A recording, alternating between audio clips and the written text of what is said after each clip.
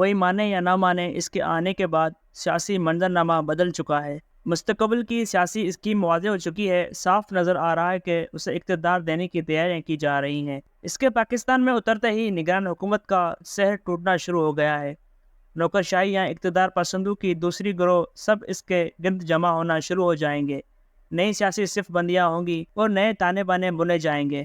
کہا گیا ہے کہ انتقام نہیں لیا جائے گا، یہ خوش آئندہ اعلان ہے، لیکن اس کی عملی شکل کیا ہوگی؟ کیا کھلاڑی اور اس کے پارٹی کو بھی کھلا میدان ملے گا یا پھر اس کو جیل میں ہی کوئی رعایت ملے گی؟ بظاہر 9 مئی کے ذمہ داروں اور کھلاڑی کے نمایاں ساتھیوں کے ساتھ کوئی ڈھیل ہوتی نظر نہیں آ رہی۔ شکنجہ اور کسا جا رہا ہے۔ نونی لیڈر اور مقتدر کے لیے سب سے پہلا مسئلہ یہی ہے کہ کھلاڑی کے بارے میں کسی فیصلے تک پہنچیں۔ ظاہر ہے کہ یہ ایسا فیصلہ ہونا چاہیے جو عقلی طور پر سب کے لیے قابل قبول ہو۔ وہ واپس آیا ہے تو سب کچھ یکدم بھول تو نہیں سکتا۔ اس کے خلاف پاشو ظہیر السلاموں اور رضوانوں نے جو گل کھلائے، جو سازشیں کی، وہ سب اس سے یاد ہوں گی۔ فیض حمیدوں، باجواؤں اور راحل شریفوں کی خفیہ اور کھلے وار اسے کچوگی تو لگاتے ہوں گے۔ کھلاڑی اور عسکری خان مل کر جو کرتے رہے وہ بھلانا مشکل ہوگا۔ اسے وہ انصاف خان بھی نہیں بھول سکتے جنہوں نے پاناما کے نام پر اقامت کے ذریعے سزا دی، نااہل قرار دیا، اس کے مینڈیٹ کے باوجود اسے گھر بھیج دیا۔ اسے وہ گالیاں، بے عزتی اور نفرت بھی نہیں بھولی ہوگی جس کا سامنا اس کو لندن میں کرنا پڑتا رہا۔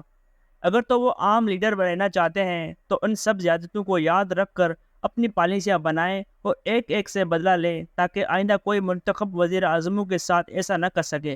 لیکن اگر وہ عظیم لیڈر بننا چاہتے ہیں تو پھر نیلسن منڈیلا بننا ہوگا۔ بینظیر بھٹو کی طرح اپنی جان کے دشمنوں کو بھی مفاہمت کی طرف لانا ہوگا۔ سب سے پہلے سیاست کے کرداروں میں مفاہمت ہونی چاہیے، پھر ہی سیاست اور مقتدر کے معاملات طے ہوں گے۔ اس کے آنے کے بعد سے مقتدر اور اہل سیاست کے درمیان کئی دہائیوں سے جاری لڑائی بھی پھر سے یاد آئے گی۔ اسے یہ سوال ضرور پریشان کرتا ہوگا کہ اگر ایسے اقتدار مل بھی گیا تو کیا اس میں اختیار بھی ہوگا؟ کیا مقتدر کو نئی وزیر اعظم کے بجائے کئی نئے کاکڑ کی تلاش تو نہیں؟ اگر مقتدر نے معیشت، زراعت اور خارجہ پالیسی خود چلانی ہے تو پھر وہ اقتدار لے کر کیا کرے گا؟ وہ 3 بار پہلے وزیر اعظم رہ چکا ہے، اس لیے اس کے لیے اختیار سے خالی وزیر اعظم کا عہدہ بیکار ہوگا۔ دوسری طرف مقتدر زراعت، معیشت، معدنیات اور خارجہ امور کے بارے میں بہت سے معاملات پہلے سے طے کیے بیٹھے ہیں۔ ایسے میں وزیر اعظم کو اختیار کہاں ملے گا؟ یہی وجہ ہے کہ نئی بحث یہ اٹھائی گئی ہے کہ وہ پارٹی کو چلائیں، انتخابی مہم کو لیڈ کرے، پلان بنائے، مگر خود وزیر اعظم نہ بنے، بلکہ اپنے چھوٹے بھائی کو ہی دوبارہ وزیر اعظم بنائے، کیونکہ وہ مقتدر کے ساتھ چلنے کا کامیاب تجربہ رکھتا ہے۔ میرا اندازہ یہ ہے کہ معاملہ خاندانی طور پر پہلے سے طے ہو چکا ہے، جس کے مطابق نونیوں کے وزیر اعظم کی امیدوار نواز شریف ہوں گے۔ الیکشن جیتے تو وہ وزیر اعظم بنیں گے، تاہم وہ اپنے ٹرم مکمل نہیں کریں گے۔ 2 سال بعد وہ اپنے بھائی کو اپنی جگہ لے آئیں گے اور خود حکومت سے باہر بیٹھ کر ان کی رہنمائی کریں گے۔ اگلی سیاست میں ان کی نمائندہ مریم ہوگی۔ مریم کی خواہش وزیر اعلیٰ پنجاب بننے کی ہے، مگر اب تک جو معاملات نظر آ رہے ہیں اس میں ان کی یہ خواہش الیکشن کے فوراً بعد پوری ہوتی نظر نہیں آتی۔ اس خاندان کو دوبارہ اقتدار ملے تو اوپر اور نیچے دونوں بڑی سیٹوں پر خود کو رکھنا سیاسی خودکشی کے مترادف ہوگا۔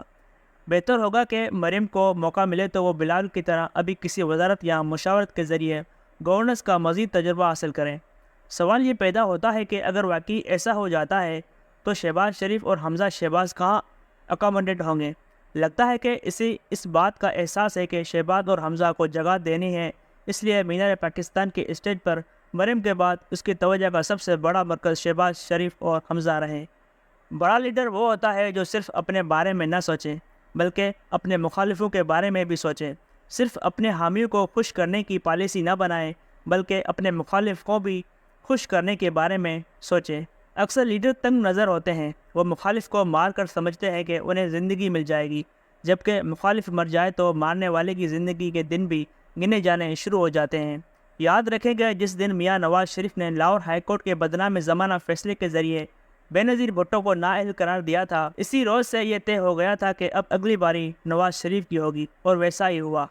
حالیہ تاریخ میں جب عمران خان اپنے حریف نواز شریف کو جیل میں ڈال کر فخر سے سینہ پھلاتے پھرتے تھے، اسی وقت سے نظر آنا شروع ہو گیا تھا کہ نواز شریف رہا ہوں گے اور جب عمران خان اقتدار سے اتریں گے تو وہ بھی جیل یاترا کریں گے۔ حیرانی کی بات ہے کہ اہل سیاست کو یہ سادہ سی بات کیوں سمجھ نہیں آ رہی کہ دوسروں کے لیے گڑھا کھودنے والا خود اس گڑھے میں گرتا ہے۔ اب وقت ہے کہ وہ بڑا لیڈر بننے دوسرے کی کھودے گڑے مٹی سے بھرے اور ایک نئی سیاست کا آغاز کرے۔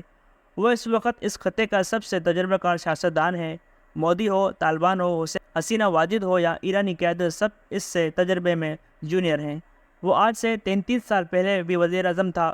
ضرورت اس بات کی ہے کہ وہ اب صرف وزیر اعظم نہ بنے بلکہ تاریخ بنائے۔ دیکھنا یہ ہوگا کہ اگر اسے اقتدار ملتا ہے تو وہ کھلاڑی کے ساتھ کیا معاملہ کرتا ہے۔ اگر تو اس نے کھلاڑی کو اس کے حال پر چھوڑ دیا، وہ جیل میں سڑتا رہا، اسے الیکشن میں برابر کے موقع نہ دیے، تو پھر اس میں اور کھلاڑی میں کیا فرق رہ جائے گا۔ اسے بڑا بننا ہے تو کھلاڑی اور اس کے مینڈیٹ کو بھی عزت دیں، اس کا ہاتھ پکڑ کر گڑھے سے نکالیں اور اپنے سامنے والی نشست پر بٹھائیں۔ جس دن تاجکستان میں ہم نے سیاسی مخالفوں کو عزت دینا شروع کر دی، اس دن سے ہی پاکستان کا ایک نیا جنم ہوگا۔ اسی دن سے ہی آئین، جمہوریت اور پارلیمانی روایات کا بول بالا ہوگا۔